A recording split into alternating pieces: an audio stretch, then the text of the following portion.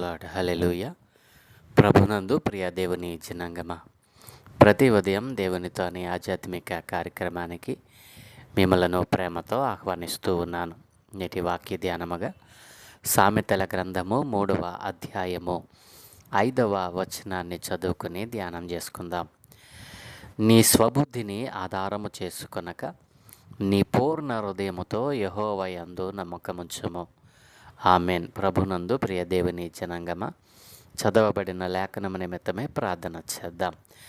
మమ్మల్ని మిక్కిలిగా ప్రేమించుచున్న మా ప్రియ పరలోకపు తండ్రి, మీ ఘనమైన ఉన్నతమైన నామానికి స్తోత్రాలయ.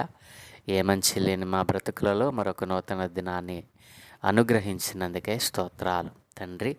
ఈ ఉదయకాలమందు మేము ధ్యానం చేయట కొరకు చదువుకున్న ఈ వాక్య లేఖన భాగాన్ని మా కొరకు దీవించండి.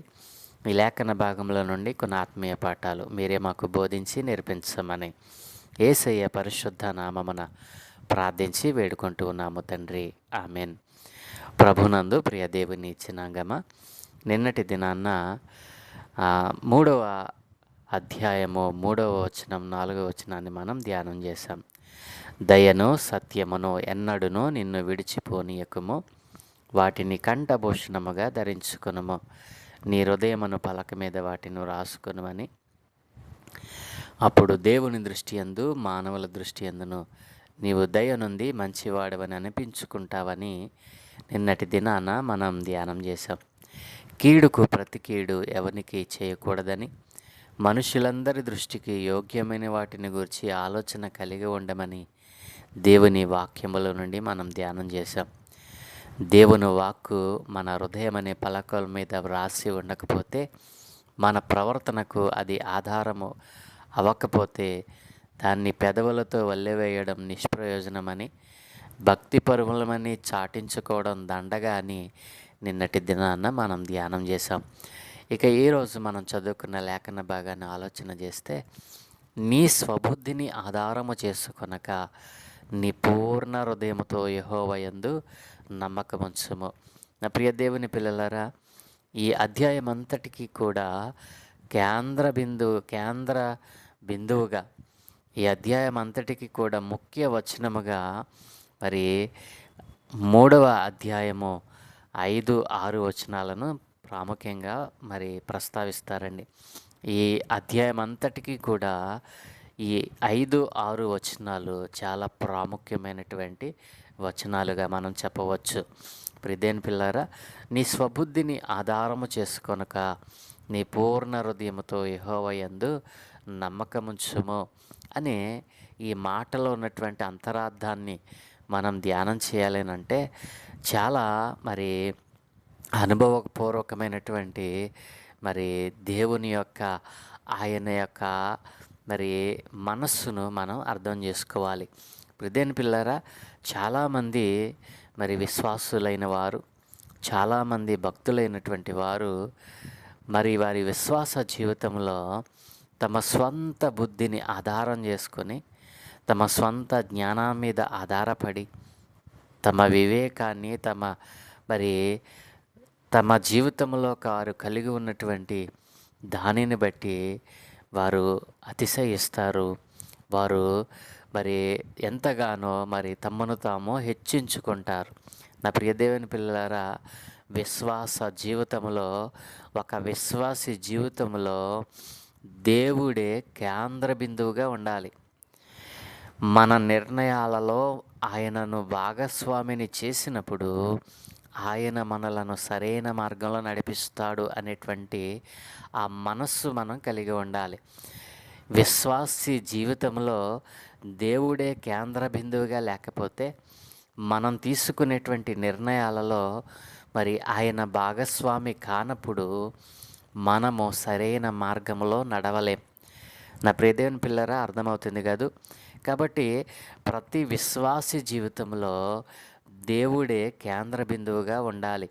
ఇది దేవుని యొక్క మరి అతి మరి ఏమని చెప్పాలి అని అంటే, దేవుని యొక్క మరి దేవుని పైన మనకున్నటువంటి ఆ నమ్మకత్వము, ఆ యొక్క విశ్వాస్యత అనేటువంటిది ఆయనే మన జీవితంలో కేంద్ర బిందువుగా ఉన్నప్పుడు మాత్రమే అది సాధ్యమవుతుంది.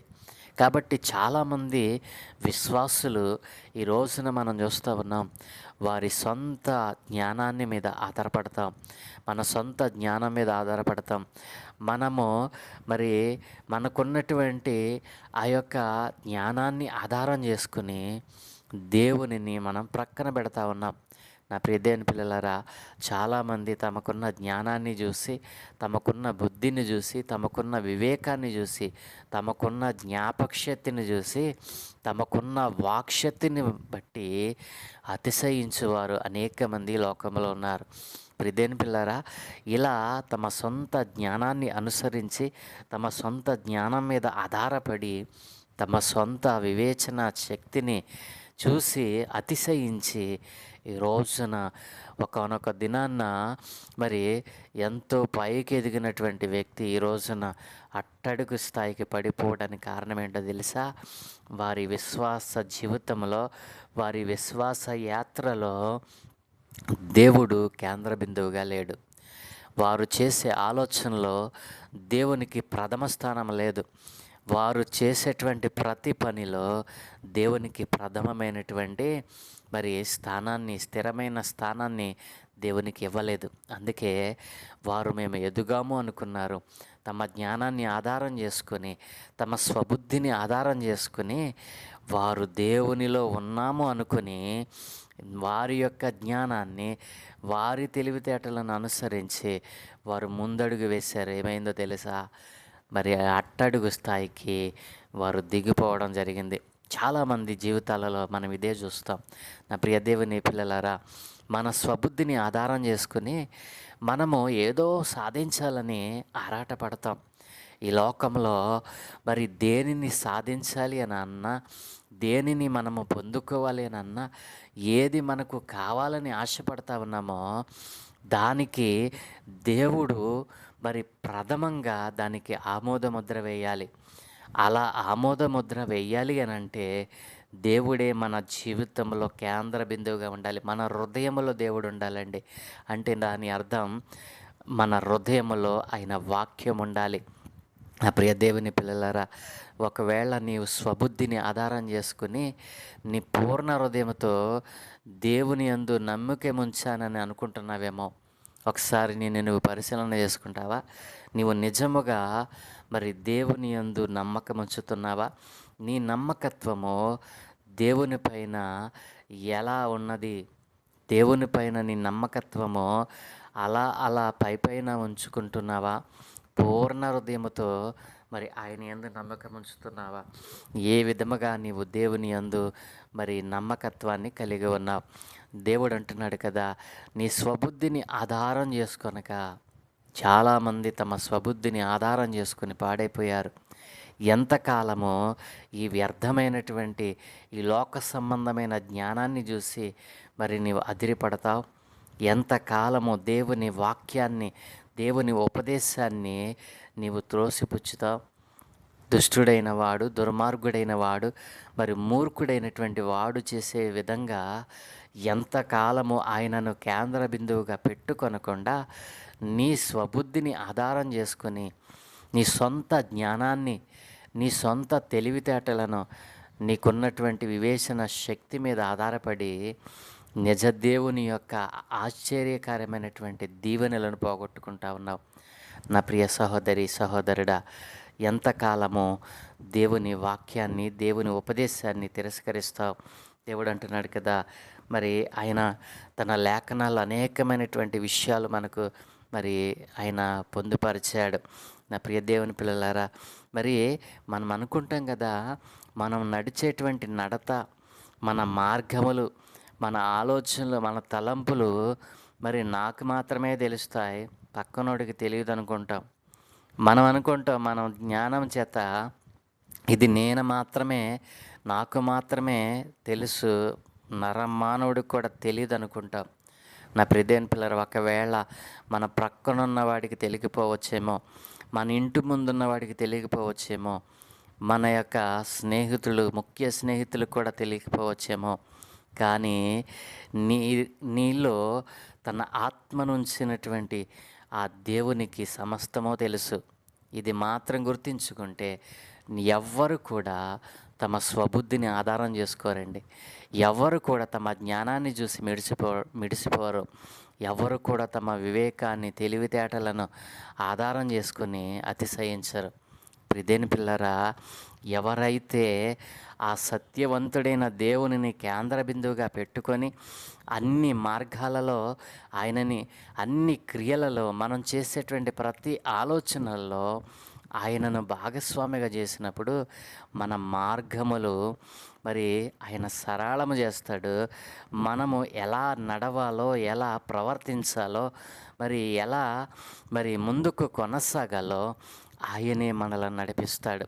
అలాంటి గొప్ప దేవునిని విడిచిపెట్టి ఈ రోజున మనకున్నటువంటి మరి జ్ఞానాన్ని, మనకున్నటువంటి తెలివితేటలను ఆధారం చేసుకుని ఏదో సాధించాలని మనం ఏమంటామంటే బాగా కష్టపడతాం. ఎంతో ప్రయత్నం మీద ప్రయత్నం చేస్తూ ఉంటాం. కానీ ఏమవుతుందో తెలుసా? నీ స్వబుద్ధి నిన్ను అధపాతాళంలోనికి త్రొక్కివేస్తూ ఉంది.